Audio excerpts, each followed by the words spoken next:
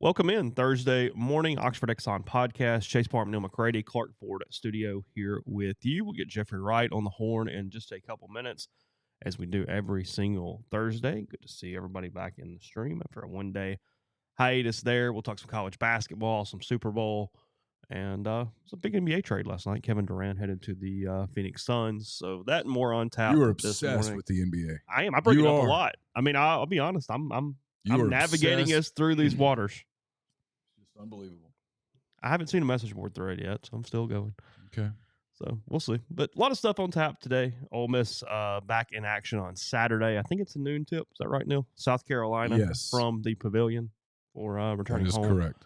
after beating Georgia on Tuesday night. So, again, recap some stuff. Tennessee, what they lost last night. Vanderbilt knocking them off on a last-second three-pointer at the buzzer. Interesting stuff there. And then Alabama being an absolute buzzsaw again, beating Florida in Tuscaloosa. When Bama's 21-3, 11-0.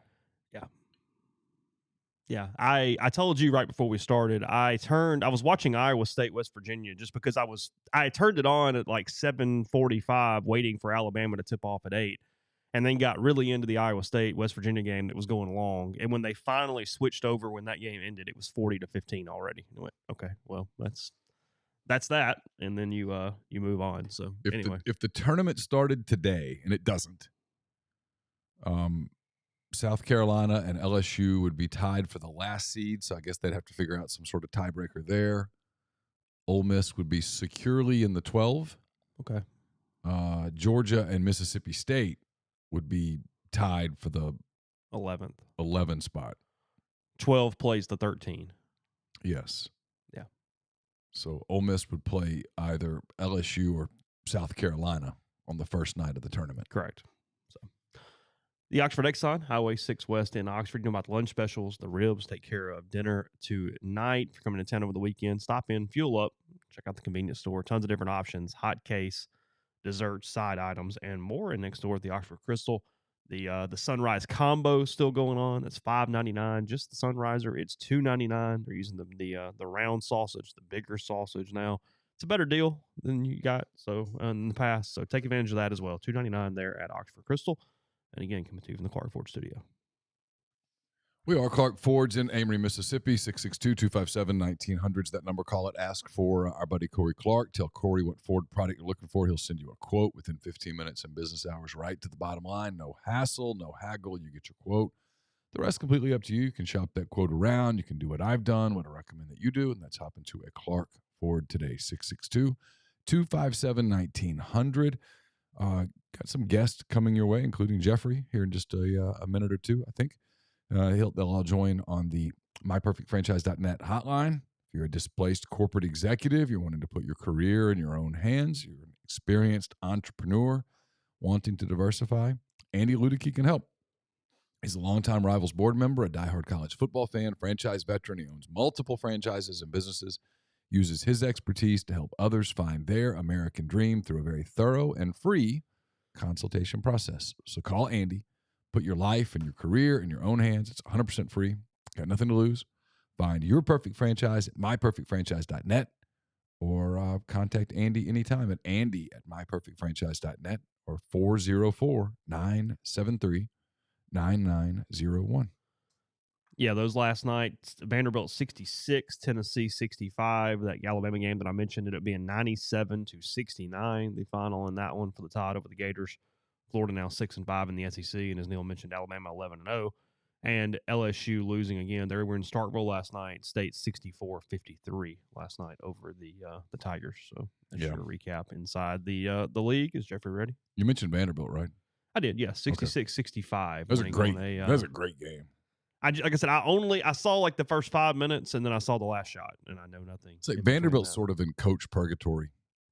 They don't really They're like 5-6. They don't really like him. No. And he's not getting them to the tournament. And he lost 6 non-cons. But they don't suck. And he gets just had he just enough been decent in the players. non-con, they would actually be in the conversation. No, they'd be in the mix. Instead, they are not. But I don't know that you can fire him. I don't think you can. I mean, they lost to Memphis, Southern Miss, St. Mary's, VCU, Grambling, and North Carolina State. I mean, most of those are pretty respectable, but you can't lose to Grambling. I'm checking with Jeffrey before we just start dialing numbers. Make sure he's good. Okay. They have a one. They beat Pitt by one. I don't know why I'm looking at that. See what's on Saturday, just for any of our own. Might be a big day in Memphis for him today because the trade deadline's today in the NBA. I think it's at 3:00. So are they expected to do something? He's on air when it hits. I don't know if they're expected to do something. I think we'll talk to him in a minute. I mean, there's the thought they might do something. Well, there's a new contender in the West this morning. There is, and so you have to figure out whether you're ready to address it. Yeah. Saturday, South Carolina at Ole Miss, as mentioned. Kentucky at Georgia. Alabama at Auburn on Saturday. Vanderbilt, a must win if Florida has left. They have to beat Vanderbilt in Gainesville. You're trying to reach is currently unavailable. Currently unavailable, apparently. Please leave a message after the tone. When you have finished. Mississippi at Tennessee. Mississippi State at Arkansas, and then A&M in Baton Rouge. Those are your 7 games on Saturday.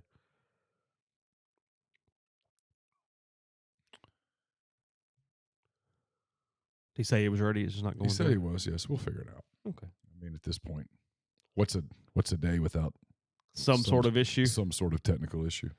Well, the new screen's pretty fancy. We got up. Our viewers can't see it, but you have basically a control center now at your disposal.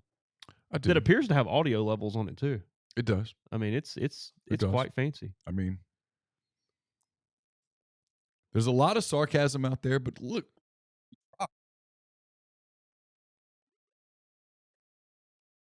Hello, Jeffrey. How are you? I am well. How about yourselves? We're good. Good. Just explaining that, had technical issues yesterday. Some people were smart ass about it, which is par for the course, but no, not on the internet. But there's effort there, I mean, can you turn my headset down just a touch? Yeah, sure. Thank you. Well, now you're getting it from your co-host. It was really loud. Mm-hmm. And not only that, I mean, he comes in here and the first thing he starts talking about is the NBA, and I'm like, you're creating this issue. Now, he's kind of Teflon because he's their guy right now because he wrote the book and the team he covers won the national title, and everybody kind of loves him right now. But if he's going to keep bringing up the NBA on a daily basis, that love's going to dissipate fast. Or is that the ultimate test? I have 4 things written on my little notebook over here, and Kevin Durant is one of them. I'm just saying. Going into today. If all of a sudden the good Ole Miss folks decide, you know what I'm really getting into now? The NBA. The NBA. Yeah. You'll know that he's truly untouchable at that point. I will start with college basketball, Jeffrey. If we have to? Yeah, because I have a question. We did Chris Beard last week. If he's completely cleared from the NCAA, don't you have to hire Will Wade? Neal might have more info on this. I think I've heard that isn't Wichita State kind of supposedly got a deal locked up with him? So I talked to 2 people in Baton Rouge yesterday. Baton Rouge. I'm sorry? Baton Rouge. Yeah. Excuse me. Baton Rouge. I don't think he has anything lined up. And I'll tell you this. This is what I was told. Both of these people know him well. Neither one of these people are him. I've not talked to Will Wade, but I've talked to people. I've now talked to 3 people who are close to Will Wade, who know Will Wade, and who have talked to Will Wade this week. And the idea of getting into the SEC and shoving something so far up LSU's ass is intoxicating to him. Wichita State is not in the SEC. It's not, nor will it probably ever be. My guess is that it will never be. I'm not a big never or ever person, as you know, but I feel close to going almost never on Wichita State. Listen, I'll say it. There's something Ole Miss will never have. That's Coke money. And I don't mean Coca-Cola. Yeah, no, I know exactly what you mean. He's got a decision to make. He's going to have options.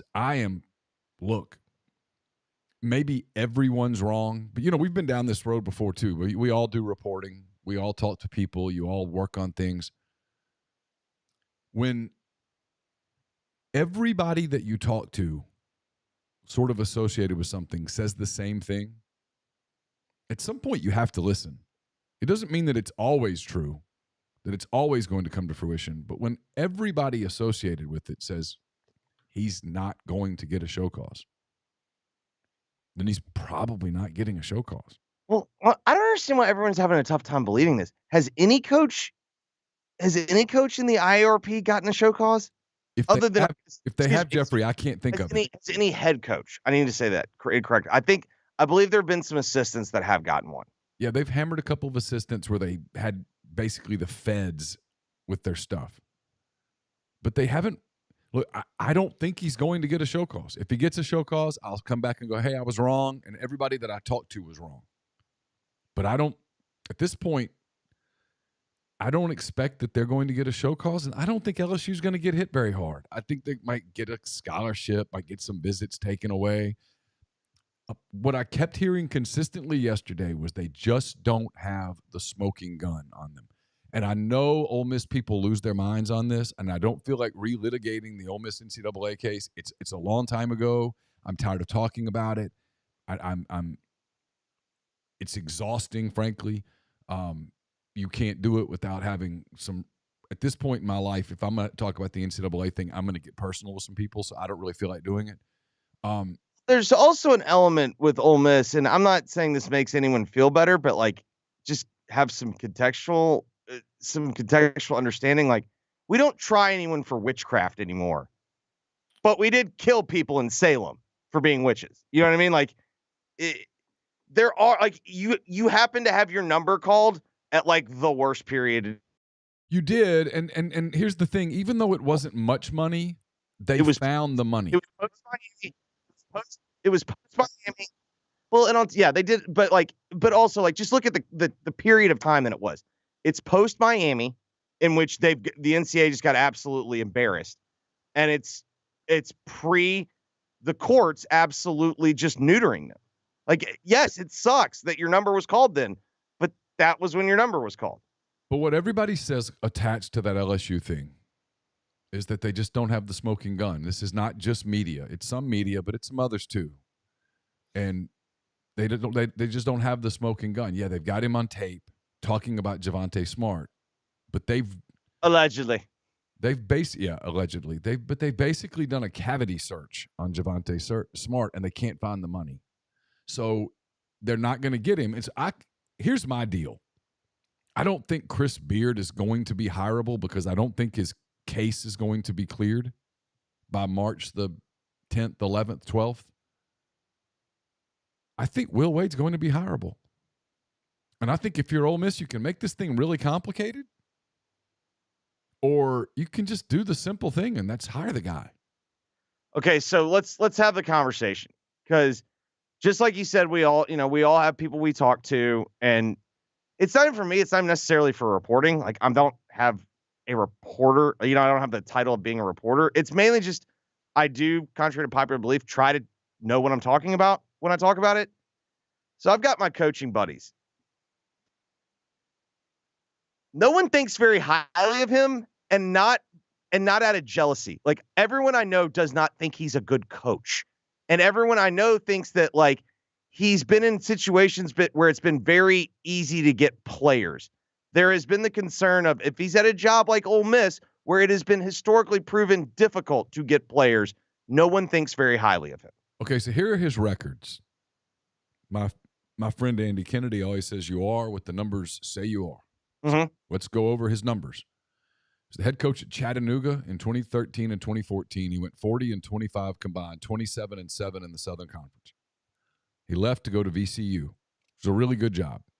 He replaced Shaka? He replaced Shaka, yes. Okay. At VCU, he went a combined 51-20, 28-8 in the A-10. He went to the round of 32, and he lost in the first round. Those were his two records at VCU. He then goes to LSU. At LSU, he went 18-15, 8-10, NIT second round. 25-5, 15-2, Sweet 16. 21-10, 12-6, but we had to kill everything because COVID was killing all the players. 19-10, 11-6, round of 32. 22-11, 9-9, made the tournament. So 105-51, 55-33 in the SEC. Again, I don't have the numbers of like most people will tell you Chattanooga in its conference isn't a bad job. You know what I mean? Like I don't. Sure. The problem, the thing that I hear is at Chattanooga and VCU didn't stay very long. And you know what I mean? Like, and that's. Well, he left Chattanooga for a better job. He left VCU for a better job. Correct. So all I'm telling you, count that against him. So the only pushback that I have is, I think he's had good situations where the roster has been kind of ready-made, and at LSU, particularly at that point in time, everyone was committed to getting players. I'm not convinced that at Ole Miss he can get players. Oh, I don't. But look, here's the deal. If Will Wade can't get players at Ole Miss, nobody. Well, then the question is, why are you playing basketball? Yeah, nobody can.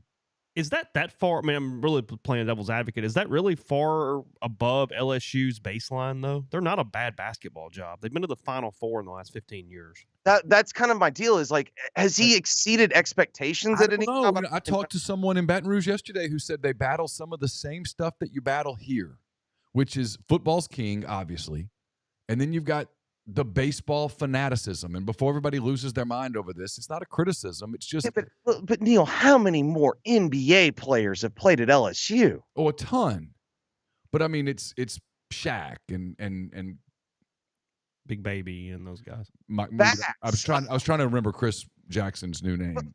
But like, yeah, there's a documentary on him. Abdul Rauf, I think. Yeah. But like, even think off his teams, like, you know, Trenton Watford's playing NBA basketball. He wasn't even like a name at LSU. Like, I think he had 3 or 4 NBA guys. Like, I think maybe at a certain level, basketball coaches will complain about being at LSU because it's not a basketball job.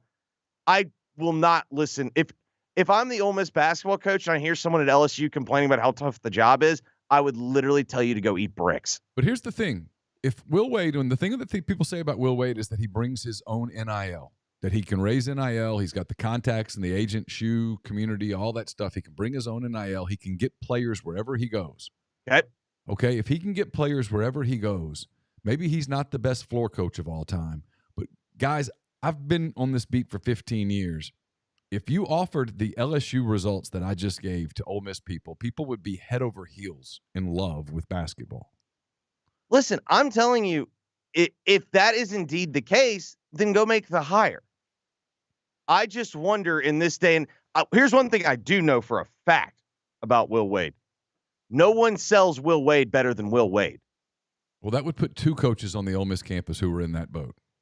So, because there's no bigger Lane Kiffin fan than Lane Kiffin. Correct. And that's not a criticism. It's just the way it is. I mean, so the whole we can't have a narcissist on campus. You've already got one.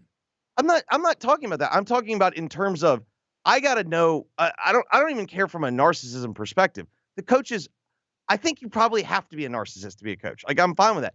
I'm talking about trying to figure out whether or not it's true that he quote unquote brings his own NIL.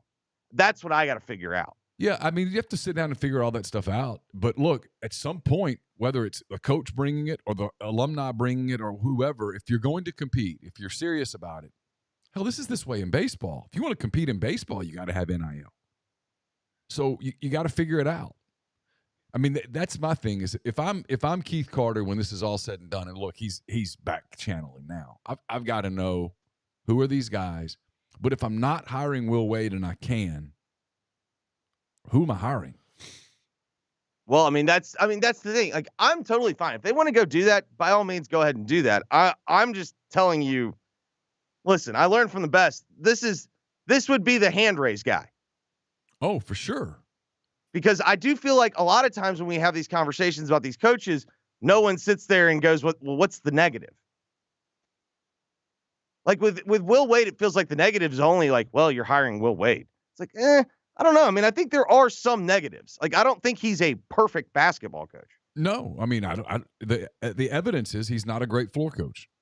The evidence is that he gets a lot of people don't like it. Look, the NCAA wanted him bad. They went after him. I mean, they went in.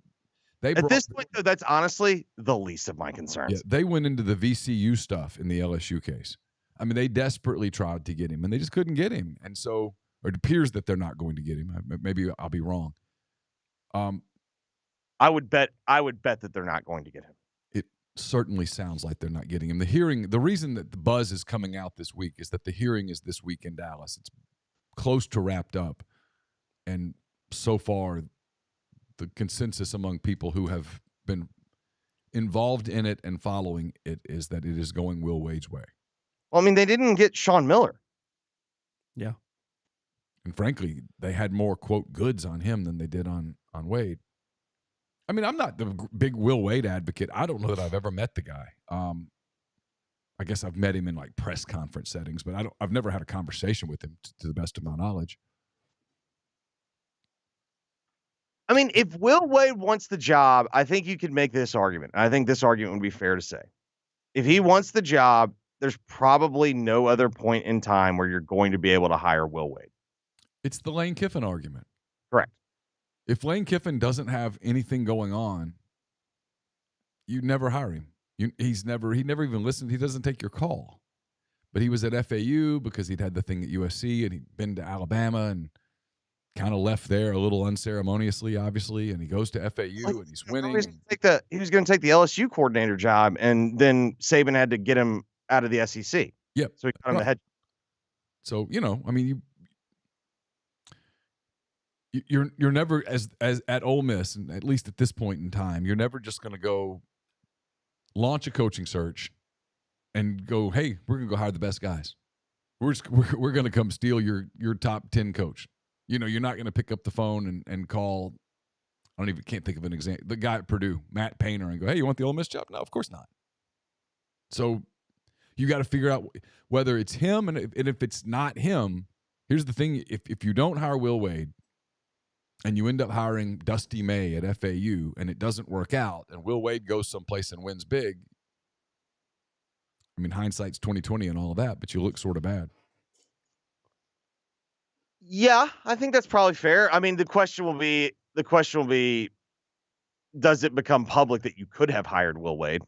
Like, to me, like, I mean, think back to, this is true. Like, Ole Miss, before they hired Ed Orgeron, could have hired Bobby Petrino. Yep. But they bungled that, and no one really, like, of all the criticism Pete Boone gets, no one really criticizes him because he could have hired Bobby Petrino. I was in Mobile at the time, and I know the booster in question had that deal done. Correct, but he didn't want to. He said he didn't want to interview. Didn't want to interview. I'll be like, that's fine. Here's the job. Well, but then Pete had, Pete was going to go to, or is it San Francisco? He was going to go get Dennis Erickson, and then he didn't like that Dennis Erickson had an attitude. Kayat didn't like the attitude. It was Kayat. Kayat didn't like the attitude. Yeah. Well, we're out here, so let's just fly down to L.A. Who you got, Pete? It's literally what happened. He got tired of doing it. He was like, let's just get this over with. Let's just hire the next guy. He'll get some players. And he did. He did get some players. But I mean, like, that's you see what I'm saying? Like, I understand. You and I and Chase can understand what went on in the decision making. But does the general public, does your customer base understand that? Probably not. Yeah, I don't know. I mean, how many names get brought up in a, you know what I mean? Like, how many, because that's the thing. Everyone gets their number one choice. So, you know what I mean? Like, how many people could you have had? Like, well, let's use a more recent example. When Ole Miss hired Hugh, they could have hired Kirby Smart. Kirby wanted the job. That doesn't really get held against anyone. You know what I mean? Well, Hugh really loved Ole Miss. That's true. I mean, he really did. That's true. He was missing. We losing? No, I was just thinking because they only interviewed publicly Freeze and Fedora, right? Wasn't that like the thing that last time? Supposedly. Yeah, right. The Fedora thing was just to give him. I don't think they. No, remember they didn't actually interview Fedora because remember Fedora was on the record telling someone, "I don't want anything to do with that mess." Yeah, because he took the Carolina job. Yeah. They hired Hugh Freeze in October. That's not true. They ran a national search. It's true. They hired him in October. It's like Tommy Tuberville coached the entire 1998 season or whatever at Ole Miss as Auburn's coach. I'm fairly convinced that deal was done like in August. I have no problem. August, what happened? Good enough? It took me a minute. I was not good enough. I got it like on November the 7th.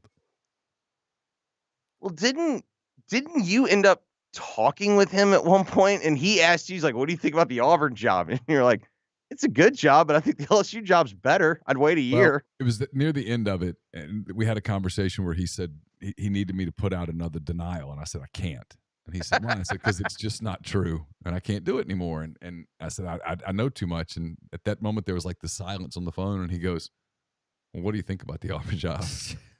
And I told him the truth. I said, "It's a good job. I think you're taking a risk because I think you could wait one more year and get the LSU job, which is a better job. It was then, it is now. It was a better job." And a year later, I think he tried to get the LSU job.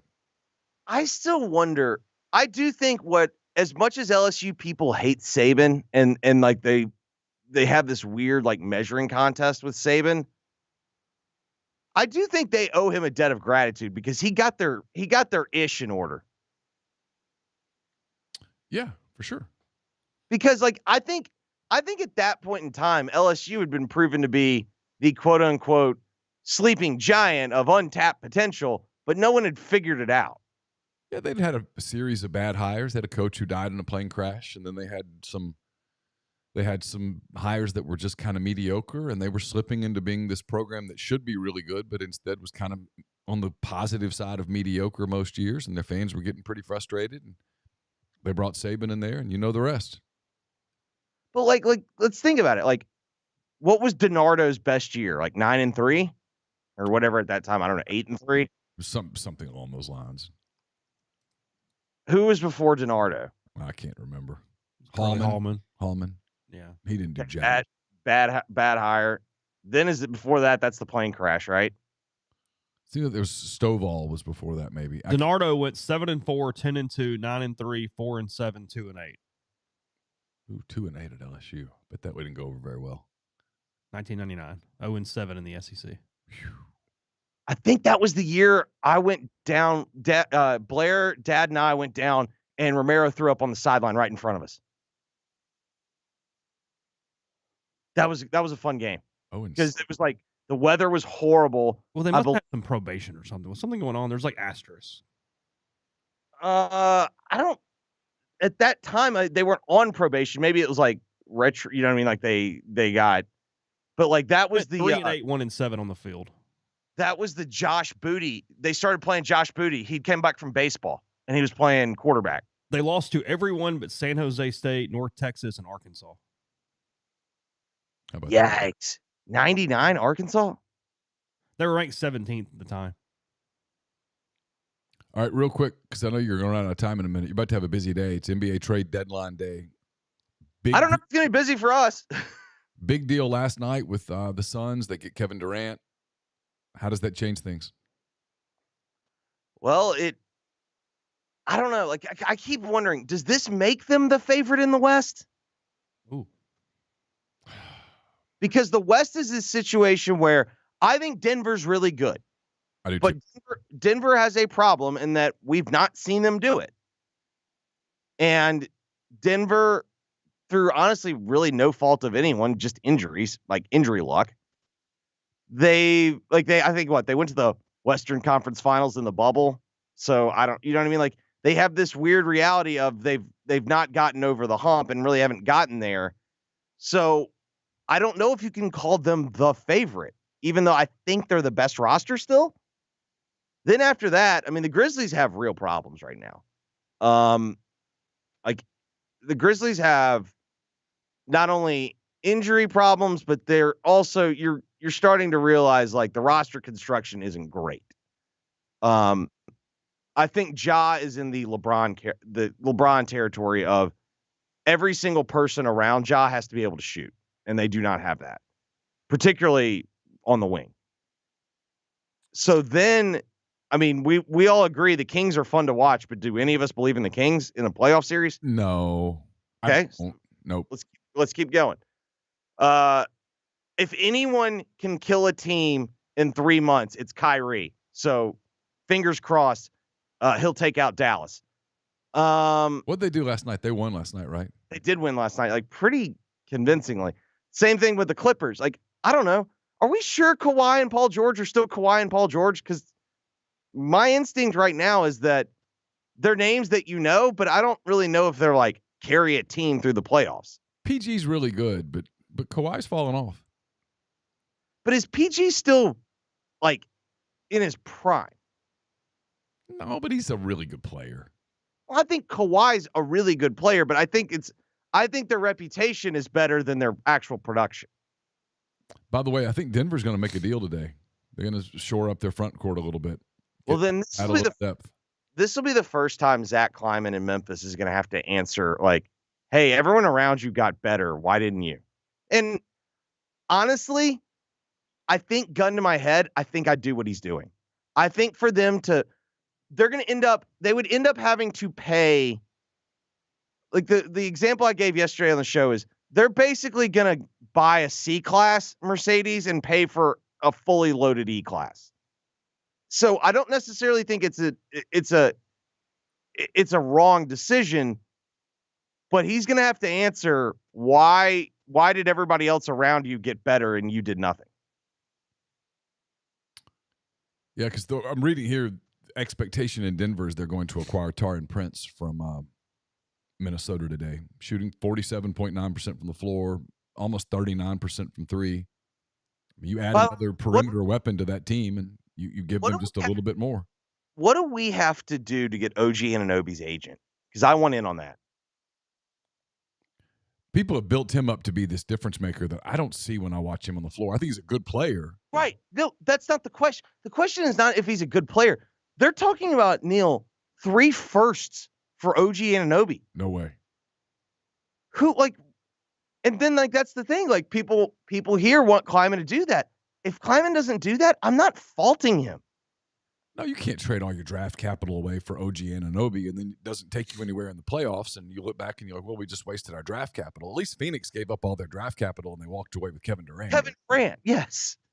For 3 seasons. Correct. But, boy, they traded a bunch. I was also arguing with one of my coaching buddies. Maybe we need to think about Izzo a little differently, because for all the jokes about like if he sees a tall guy, just puts him in the paint and tells him to get your back to the basket. That guy being able to keep Gilbert donating, and what's this guy, Matt, the guy that just bought the Suns, Ishba. The fact that he was able to like to just take money from both of them while they both hate each other. Like I think we should tip our cap to him. That's good understanding of the program. You got any big hot takes on the Super Bowl? I can't even decide if I'm going to make myself watch it. I'm completely checked out of this game. I have no interest in it whatsoever from any personal level. So I had to have that same discussion with myself. And I realized, like, in the end, I'm the problem. Like, me and LeBron and Taylor Swift, like, it's me. Hi, I'm the problem. It's me. I'm going to watch the Super Bowl. But this is, like, I'm not excited about it either. But I started thinking about it. This is like once out of every 4 years, you're probably not excited about the matchup. Like, think about in the 90s and the early parts of the 2000s. Like, how often were you pumped about the Super Bowl matchup? I can't remember that far back. I'm too old. It's not that many. The one, if you want the hot take, I did think about this on Sunday. Do we miss the Patriots? Ooh, no. I think you're wrong, because right or wrong, they gave us a reason to care. I cheered for the freaking Seattle Seahawks one year. But Neal's not drumming up that because he doesn't like the Chiefs, but he still can't find himself to just root for the Eagles and pull against Kansas City. Well, that's because that's the Sirianni factor. Maybe it is. Sirianni's awful. I want to like the Eagles in this game, but I don't. And let's be real. There's something about the Jalen Hurts narrative that's just disgusting. Agreed, 1,000%. That's a huge part of it. I can't even find myself to root for AJ. I really can't. I don't. It's Sirianni for me. I just don't want him to be happy. I want to be clear to Ole Miss people. I do not root against AJ. I just find myself not being happy for him. I don't. It's not like this isn't a Herbert situation where I'm rooting against him. I just do not. For AJ, I would love for AJ to win the MVP because in 15 years on this job, I've called rivals one time. Yeah. One time. And said you're wrong. And said you're wrong on this rating.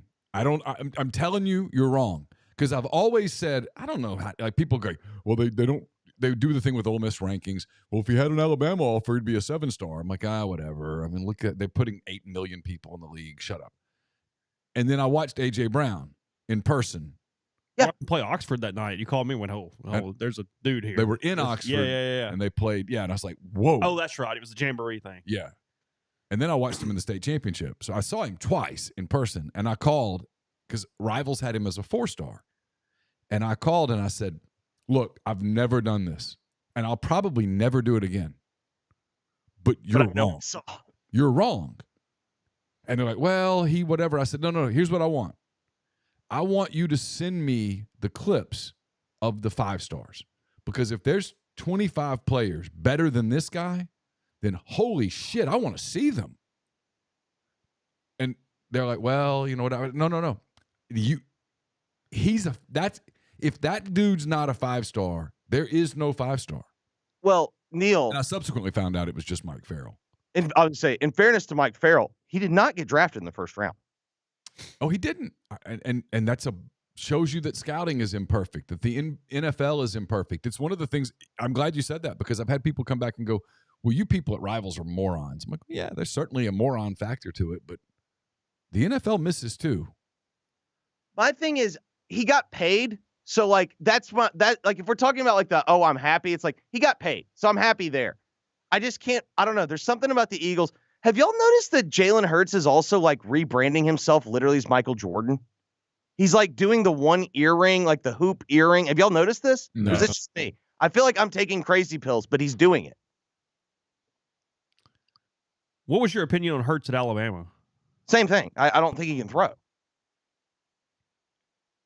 mean, did you ever watch Jalen Hurts at Alabama and go, that dude is awesome? No, I'll tell you what, I watched him and I thought the same. Because remember, I was the guy that invented the Jalen Hurts progression. First read, bail right, throw it out of bounds. So are you pulling for Kansas City? I think I am. Oh, God. Because at least I know Patrick Mahomes is great. Like, you know what I mean? Like, every time I watch him play, I'm just like, damn, he's good. Like, but he's insufferable. He's not. It's his wife people around and his him brother. And how everyone treats him. He really is not insufferable. But yes, don't get me wrong. I hate Jackson Mahomes as much as any human being alive. Like I like to think I was on the front lines of hating that guy. I don't hold his brother against him because that's not his fault. But the wife, I'm with you on the wife. She's picked her. But he did shut her up this year. He got everybody in line this year. I guess so. Hey, man, I'm about to have to deal with it here in Memphis. Ja's got a problem. You know, the Grizzlies kind of have a problem. They're Ja has a T problem, and he has a everyone around him problem. Yeah, and then you've got like Dylan Brooks doing his stuff, and what you want to say is Dylan did get, but in fairness to Dylan, he got booed in his own place. And first off, if I could hit Donovan Mitchell in the nuts, I would. But here's my thing with the Grizzlies. You can't act like you're there before you're there. No, listen, I've taken heat locally for saying this. I'm fine with from a personal perspective, the amount that they talk, it's better for me. You know why? Because in the end, it's like wrestling. People want to watch them. And so that's good for me. If you want to watch them, you want to hear about them. So that's awesome.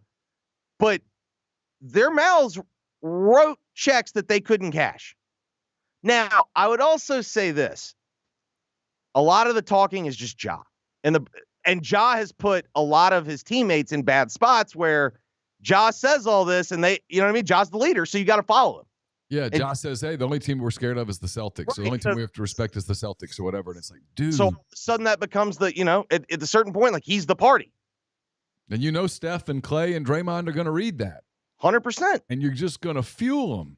And look, as much as you hate the Warriors, and I hate the Warriors, and God, I hate the Warriors, they've done it 4 times. They've got the hardware. 2 of which I count.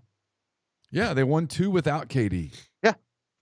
Oh, yeah. Hurt KD's feelings and stole him away, won with him, and Well, then they sent got him away KD. and won without him. They got KD. In the end, this whole Brooklyn falling apart thing was by the Warriors, Draymond and the Warriors cheapening Durant's championships. He got his feelings hurt last summer. KD gets protected. they were KD gets cheapening his protected by basketball media more than any player in the league. He's underachieved in Oklahoma City. More than anyone. More than any player in the league, he gets propped up. He's a great player. But what has he done? What has he done? He couldn't beat the Warriors in Oklahoma City, so he quit. Not to go to Boston or Washington or someplace, San Antonio. Nope. He quit to go to the team that beat him. He wins If your argument's player, I'm good with that. The person that gets propped up more than anyone is Steve Kerr because of politics. Yeah. That's what I'm talking about, players. Yeah. I think they prop Kerr up because he's super liberal and very outspoken, and they prop him up. Yeah, they love him and all that. Same reason they go after Kyrie the way they do. And it's well, they don't want to go after Kyrie, but then when Kyrie's vax stance. Yes. That's the thing. In the end, the actual thing that is harmful and disgusting about Kyrie is his opinion on the Jews. Of course. And he still took more heat for his vaccination status. Of course. Took tons of heat for it. Took tons of heat for it. But he's clearly shown to have a hateful heart towards Jewish people. That's a problem with me personally. I understand. I don't care how he feels about whether or not he got a vax. Because, by the way, is he dead? Or am I? No, he's still alive, right? No. Kyrie, he's still alive. I mean, history says he was right. So on the vax part. But here's back to KD for a minute. They prop him up, and they prop him up, and they prop him up, and nobody ever goes, hey, you disassembled a lot of rosters to put this roster together that you wanted in Brooklyn. You had a young coach fired because that wasn't the coach you wanted. You did all these things, and at the end of the day, nobody wants Brooks. In fairness, I don't think Brooks is that good of a coach. No, but it's not about that. He got everything you wanted. You wanted James Harden. You got him. The problem is he has done what LeBron does, but at least LeBron did give every place he's been championships, at least one. But he does the same thing. Yeah, I mean, but follow me here. He asked for Harden. He got him. Harden's gone. He wanted to play with Kyrie. Kyrie's gone. Now KD's gone. He goes and walks into the office over the course of the last couple of days. You can tell the people in Brooklyn were like, we're sick of all of you guys. Because the moment that Kyrie's like, I want to get traded, they're like, cool, we're trading you. And then the minute KD comes in and goes, yeah, I'm not sure that I like the direction. See you. It's just tough for me to feel sorry for Joe Tsai. Like, on the one hand, I respect being like, hey, Kyrie wants to go to LA, so the only place you can't trade him is LA. But Joe Tsai is such a hypocrite. But Durant's in Phoenix now, though. Follow me here, Jeffrey. He's in Phoenix now in a West that's wide open and super winnable. And he's got Chris Paul, and he's got Devin Booker, and he's got DeAndre Ayton. He's got the team, got players. So if he can't deliver a championship for Phoenix, this is yet another failure for him, right? Yeah, probably. But, I mean, I think this is less of a failure because he's 34. Okay. I mean, he's 34 with what? How many injuries? Achilles, and I mean, the Achilles is a big thing. I mean, he's got the foot problems that seem to have gone away. I think he has bigger failures than if he doesn't win a title in Phoenix, which I suspect he probably won't. I think he has bigger failures. No, the failure was, I mean, I get people blast me because I'm a Thunder person, but his failure was Oklahoma City. Correct. And there's just nothing softer. Like he can spin it however he wants. We can do player empowerment, whatnot. We can all, as a human being, agree one of the softest moves to do is I can't beat them, so I'm just going to go play for them. Like that's Charmin soft. You talk about the people around players. The people around Kevin Durant let that happen, and they failed him. Yeah, historically, we were talking about this the other day with LeBron breaking the record, and you look at scoring numbers. There are only 5 people in the history of the game that put up scoring averages like LeBron. It's Jordan, Wilt Chamberlain, Elgin Baylor, LeBron, and Kevin Durant. Mm-hmm. And yet no one thinks of Kevin Durant in that category. I mean, in the 2 championships are considered like as cheap as possible. Of course. Yeah, it's not like LeBron going back to Cleveland and winning a title. That was like and going to LA and putting the Lakers on his back. Yeah, it was a bubble, but still. Half a title. I don't know if it's a half. It's like its own thing. So, anyway. So what you got today? You just watching the deadline and bitching about the Grizzlies until the deadline and then after? Is that I can't decide if I want them to make a move or not make a move. I think it's better for me if they don't make a move. Listen, I'm open at this point. I'm an open book. I root for whatever's best for me. Well, of course, you're on radio. You got to talk 4 hours every day. You know what I mean? Yeah, I get it 100%. Hey, thanks for the time, as always. Oh, he might have been up the gun a little there. Jeffrey Wright, as always, joining us there. Yeah, I have not, and I haven't looked around a ton. I have not seen that talking point of it's simply another super team, and it could be out there, but I have not seen that story this morning. They protect him. Of hey, look, we've got dudes. They protect him. They for what? It wasn't the little engine that could out in Phoenix. No. I mean, a year ago, weren't they like the 1 seed or 2? So like they were a hell of a regular season team. Far removed from a finals appearance. So if he can't win with these guys, it's always somebody else's fault. No matter what his ring total ends up being, he's going to be known as an elite scorer, but not one of the top whatever of all time, whatever your number is. The people around him failed him. He couldn't rein them in. And don't get me wrong. He had every reason to leave Oklahoma City, but that was the one place you couldn't go. Yeah. The one person at the table when they were having those conversations, and they were off in Hyannisport or wherever they were, where someone had to say, hey, you can't do this. You can go to San Antonio. You can go to Dallas. Go to Washington. Say, hey, I'm going home. The Celtics wanted him. Go to Boston. Actually, might have been that. And what would have made sense for him was, let's do this. Let's take the Thunder's deal. Let's put some clauses in it. Let's run it back another year or 2. Maybe even whisper in Sam Presti's ear, trade Russ. But I want to win a title there. And then I'll bolt. Because then you can be like LeBron. LeBron wins a title in Cleveland, leaves for LA, and everybody's like, yeah, I get it. Yeah, sure.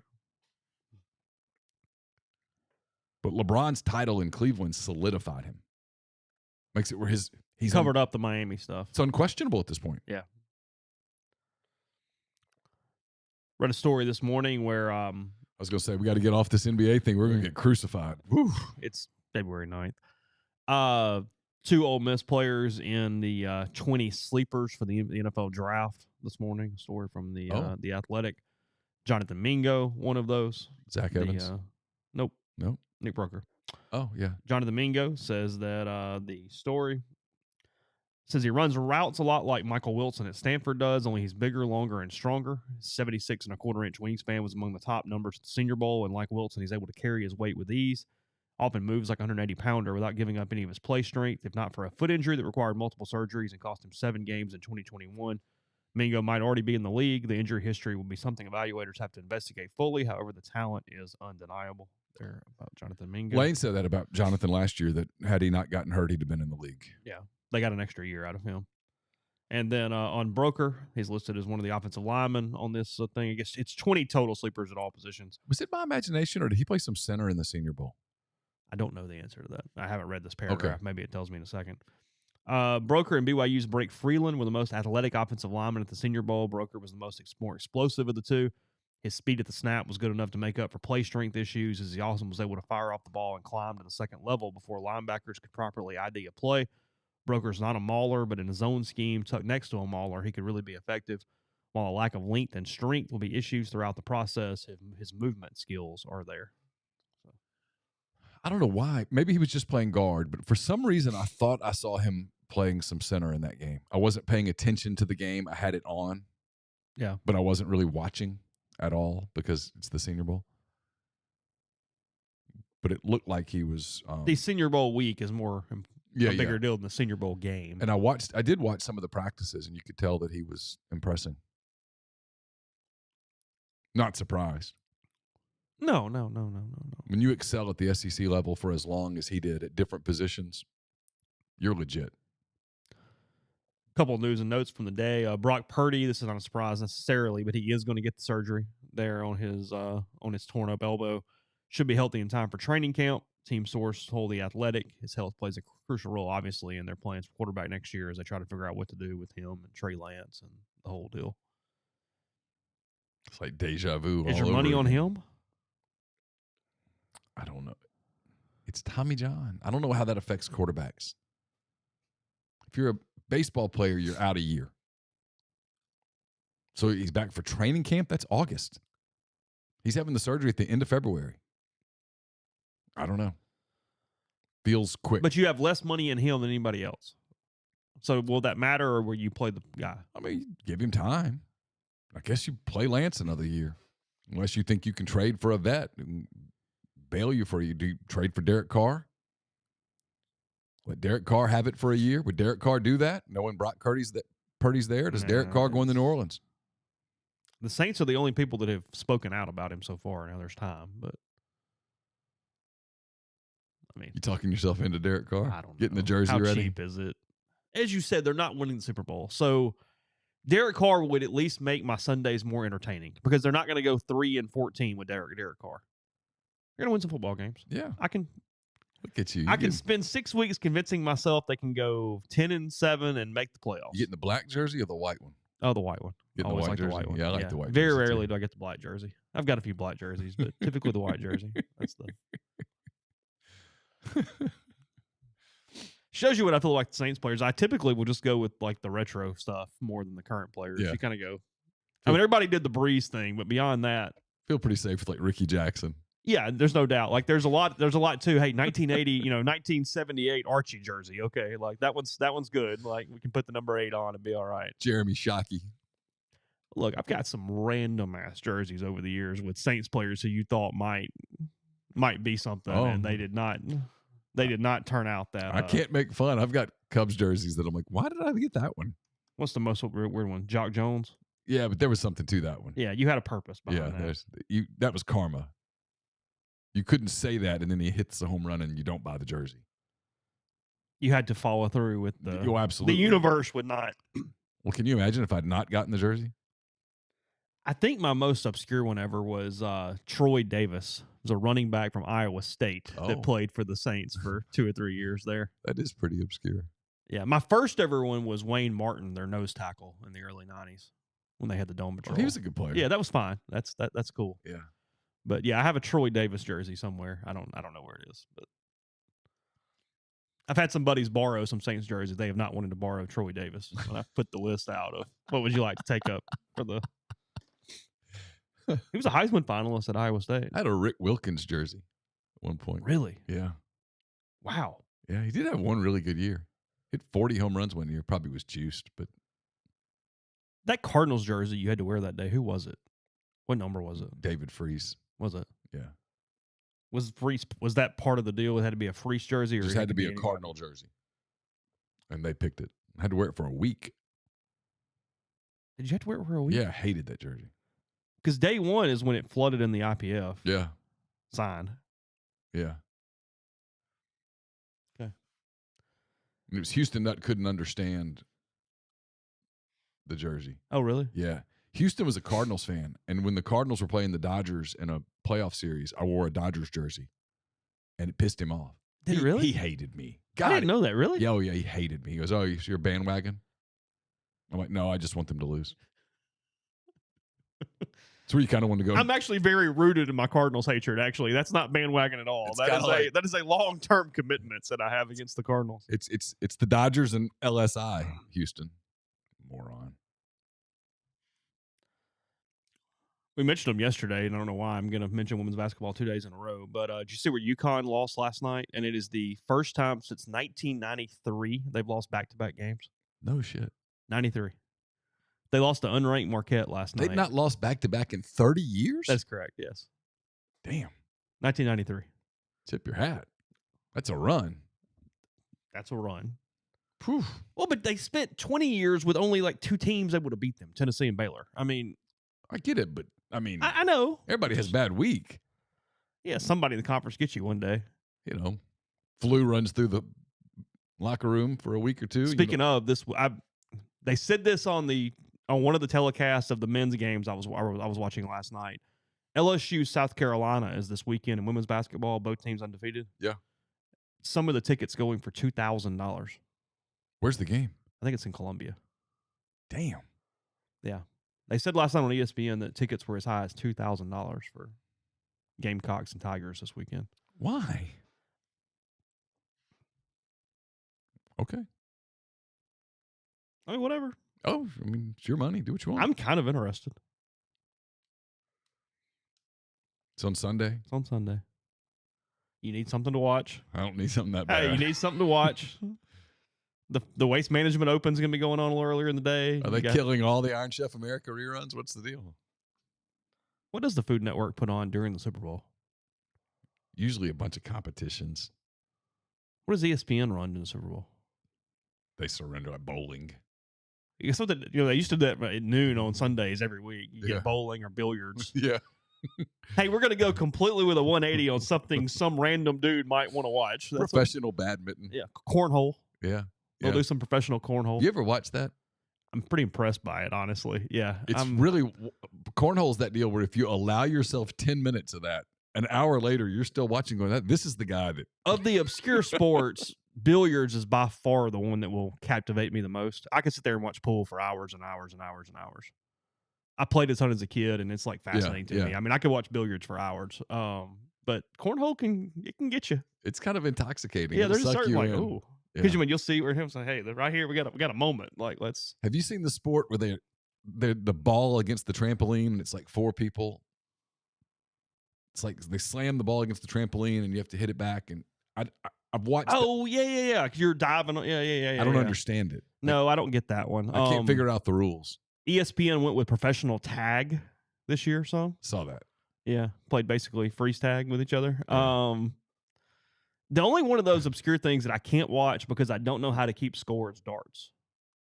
Because I know nothing about the scoring system for darts. Yeah, I don't either. So it makes, I don't, they'll miss the bullseye on purpose. And I'm like, well, I don't understand. Isn't that the goal is to get the whatever? Spike ball is what they're saying. That, Spike ball. Yeah. The Puppy Bowl will obviously be on. Yes, you can. Yeah, I'm not $2,000 interested. Don't get me wrong. I'm not traveling to Colonial on Sunday. But you're also not turning on the pregame for the Super Bowl at 2:00 and getting locked in. No, I will. I mean, look, I know what's going to happen. I'm going to watch golf, and golf is going to end around 5:00, and then I will flip over and watch the Super Bowl.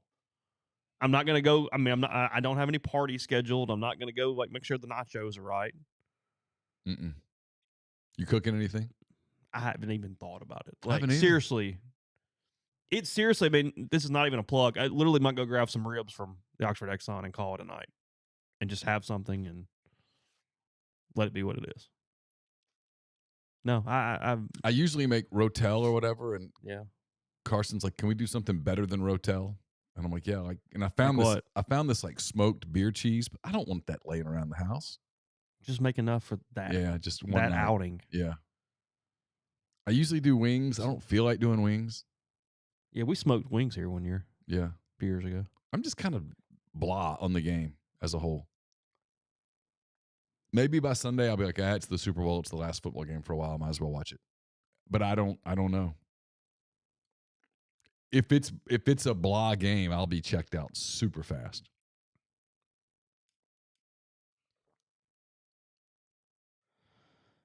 This is going around the internet this morning, 9:07, so 3 minutes ago. Just had multiple people send it to me. Okay. Apparently free, and maybe it's a Photoshop. I have no idea. I have no clue. Mm-hmm. there appears to be Freeze wearing a shirt that has like the SEC thing, except his is WAP. I did see that. And Lane has now quote tweeted it. It says, "Do you know what that stands for, pal? Might want to ask Cardi B at Hugh Freeze, shake of head." It's Eye roll. WAR though, right? I think it has been. Is it been photoshopped? It looks like a P on the screen that I see, but again, I know 5 seconds ago is the first time I've seen this. So I don't know if it has been altered or not. I'm putting it out there. I have no clue. The one that I thought I saw him wearing yesterday had WAR, like for War Eagle. Well, that would make sense. But why? Okay, why wear a shirt that looks exactly like the shirts that Kiffin wears and just change the letters? You have your own design, people. Just come up with something different. Kiffin did the SIP thing. Yeah. You don't have to do war. And it is funny, the Photoshop. Well, do WDE. But you can do a different design where it's not obvious that you're copying. That week's going to be a bad week. You just go ahead and... I mean, it's going to be a fun week for us, but that week is going to be a vitriolic, tense week. Well, and look, I mean, not making fun. I mean, Grind, it's where everybody's at right now, and why this week is going to be crazy. He goes with the way he's recruiting, he wear whatever he wants. I mean, that's the collision that this is headed toward. Yeah. And it seems to me that Lane Kiffin has something personal against Hugh Freeze. And I think I know what it is. Seems. And it's really making for an interesting time. I mean, the one that one is funny, but I mean, the one right after he got hired when he did the I would respond, but I know you can't respond back because his Twitter wasn't taken away from him was. I shouldn't do this. I'm asking. By getting personal with Freeze, it does make you ask, why are you so personal about this?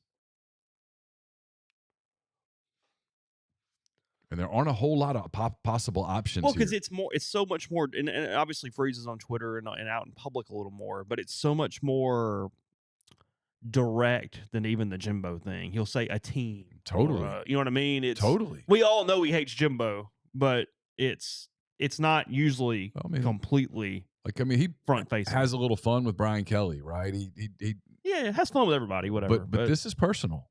Why? No, it's been much sharper. It's personal. I never took like the little barbs at Brian Kelly or Sam Pittman, or for example, as playing. Yeah, he's whatever. But this is different. No, this is. Is this because Hugh Freeze was one of the sources that got the Auburn stuff out a little more than it was supposed to get out? Because listen, you can say what you want, but Sokolov wasn't making that up. That wasn't John waking up on a Monday going, you know what I'm going to do today? No. Not how it works.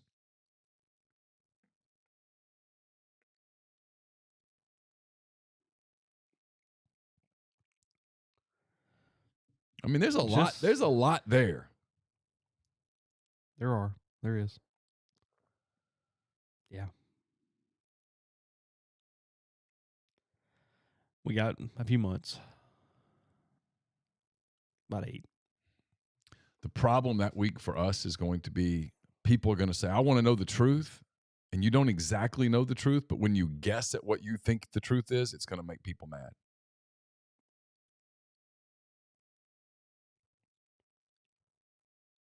Because there's that group out there that goes, the whole Auburn thing was a media narrative and nothing more. And you can't convince them otherwise. To me, this is evidence that it was a lot more than a media narrative. Because he doesn't go after anybody like this.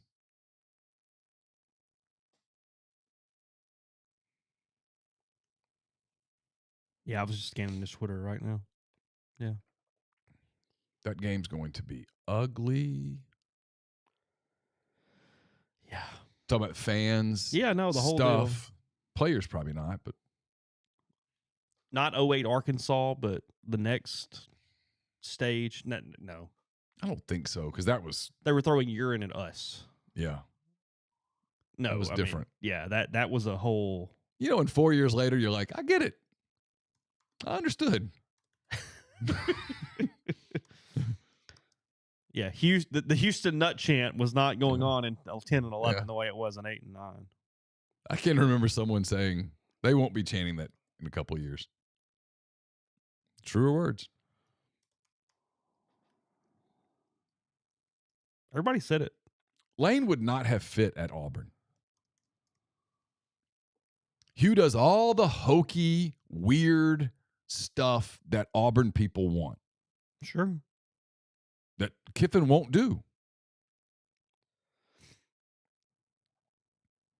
But man, Off and running, and we got 8 months. who plays Ole Miss the week after Auburn?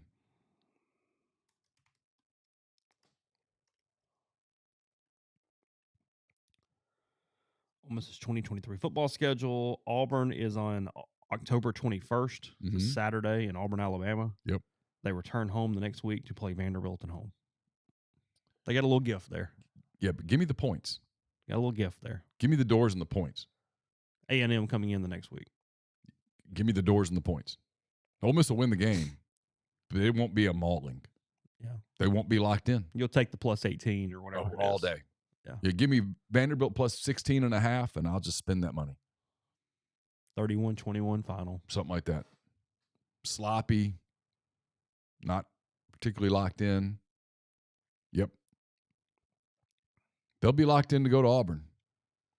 And Auburn will be locked in for them. Make no mistake. Like I said, just get the popcorn I don't know. that week. I don't know who Auburn's got the week before or the week after Ole Miss, but I'll be checking out those betting lines because Hugh is bad guilty of getting The game. Yeah. this is the game and locking in on that game for about 3 weeks. Yeah. Guess that was all the trades yesterday. I was trying to see if we missed anything that was up. Grind says Lane won't join them in the prayer after the game. Well, No. they do the prayer before the game. Yeah. As soon as they get in a perfect circle and they make sure all the media is there to tweet it out so that they can use it as a recruiting tool. They probably play after the game too. They probably do a prayer after the game. Yeah. I think most teams do prayers before the game. Just most of them do it in a locker room, They do. in the sanctity of a locker room before they head out to the field. They do. Not so much here. Not. Carson's team does a pregame prayer circle. I've yet to see them tweet it out. You should tweet it out. You could help. I guess I could. You probably have more followers than any other parent there, so you could help them out with be over the PR. I've just never seen Oxford Soccer tweet out the prayer circle. We got a few months before they start back up. Just saying. I think you're missing an opportunity, frankly. Maybe so. That's how I feel about it. The Aaron Golden Rodgers. the Golden Gate Bridge is really a pretty I keep bridge. forgetting it. It is a really pretty bridge, It though. is. Last thing, Aaron Rodgers is going to play next year, right? I think so. This feels like I really want attention. Yeah.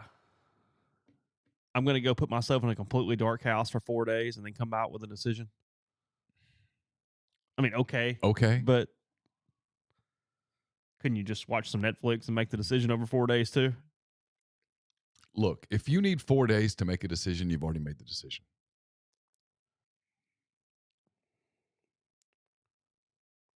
I mean, does he want to go to the Jets? Does he want to go to the Dolphins? What does he want to do? Figure it out. He wasn't that good last year. Truth is, Father Time looked like he was starting to take a bite. And that's not a criticism. Aaron Rodgers is a first ballot Hall of Famer. He was a great quarterback. But he's almost 40. Yeah. People don't play into their 40s. That's where I give a lot of credit to like John Elway, Dan Marino. They knew, hey, I'm done. I'm going to walk away. Peyton Manning won a Super Bowl. I'm done. And next thing went, nope, not going to chance it. We're not going to do this anymore. Drew Brees. Yeah. You know, I probably pushed this a year too long. I'm done. And Drew Brees clearly misses football. You can see it. Yeah. Dude, it was his life. I understood Tom Brady. I got it. Yeah, People be like, well, Giselle, he wakes up every morning next to Giselle. I'm like, stop. He's played football all of his life. This is who he is. I totally got it. But there just comes a point where you can't do it anymore at that level. And I think Rodgers is probably there. It hits everybody. And so if you're the Jets, how much capital will you trade for Aaron Rodgers? Because it's only worth it if he wins the Super Bowl. If you're the Dolphins, it's only worth it if he wins the Super Bowl. You know how hard it is to win a Super Bowl? How lucky you have to get to win a Super Bowl? Yeah. Literally go through almost every team that has won a Super Bowl, and you're like, boy, that was a lucky play. And without that play, it doesn't happen. Yeah. Look at the Bills. The Bills have been so good the last 2 years, they can't get there. The Bengals, the window was wide open. By the way, the talk out of Cincinnati is that Burrow is going to sign a very team-friendly contract. To help build. Yep. Burt Bacharach died, 94. Singer. Struggling? Okay. All right. Anyway. I mean, I knew it was even before you a little bit too, but I thought we'd get a little more reaction there. But okay, fair enough. Okay. No idea. Okay. It's all good. I mean, you put me like on what's it, Jeopardy and music for 1,000, I'm in trouble. None. Yeah. No, I'm not risking. Let's not do this. Yeah. Trivial Pursuit. Pop culture. What is Michael Jackson? Yeah. Who is Michael Jackson? Yeah. Who is Prince? We did that and we were close here. It's all over the place. We're pre-recorded hand raise, guys, as we do this time of year, by the way. So you will get a show tonight, tomorrow. Anyway. Yeah. Yeah. So I talked to Chris Easterling, the Akron Beacon Journal. We talked about Deshaun Watson, the Browns, the NFL. It was a really good conversation. I enjoyed it. We'll have that. I'm going to talk baseball with somebody. I don't Okay. know. We'll figure it out in the next couple hours. Might be up tonight. It might be up tomorrow morning early. We'll see. I don't know. When I did Scholars Bowl when I was in high school, and we got into a thing where it was like the state tournament or whatever, and the category was like Russian ballet or something. Yeah. And seriously, the four of us looked at each other, and every single question we went Baryshnikov, and we answered the same to every question. It was like, that's all I got. I got nothing else. I know nothing. That's where we are. So who is Ivan Drago? Yeah. I was like, okay, beats me. So. All right. I appreciate Jeffrey. If we do every single Thursday, we take up a lot of his time prior to his first of two shows and his big every day, ton of time on the air. He's all over the airwaves in Memphis. So appreciate him. We'll have that for you either again tonight or in the morning. Ole Miss, South Carolina, noon on Saturday from the Pavilion, and back with you on Monday. Take care.